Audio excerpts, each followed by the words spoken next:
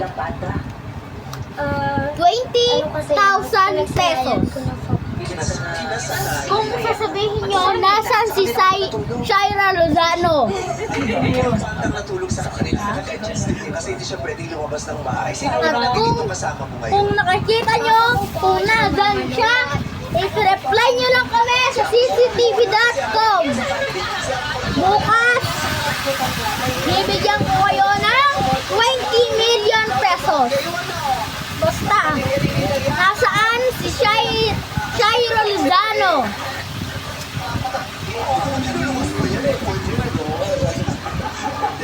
Ang sarap na nandito sila para suportahan ka, diba? Ang galing-galing. Congratulations! Pag kayo, Excitement rin kaya ang o anong tinitingin nyo dyan? pakinggan natin ang ating 5 million peso. Huwag nyo kong isusumbong kay Hano at Bol.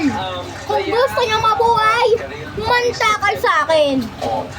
Huling 2 linggo na lang ang ANPK. Magiging excited mo, yung konting kaba. Ano nga yung bag mo? At ang talagang tumatak sa akin, Dayan, ay Kung ay ano bagay ba? na sinulat ko dito. Unang-una, ang hilig mo talagang kumanta, tama?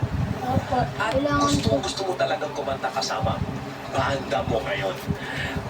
Pero meron pang Sa? isang tumatak talaga sa puso mo. Yung sinabi mo Dalawa. kanina, na 5, simpleng buhay 10, lang ang 100. dinadaanan ng pamilya mo ngayon. 150.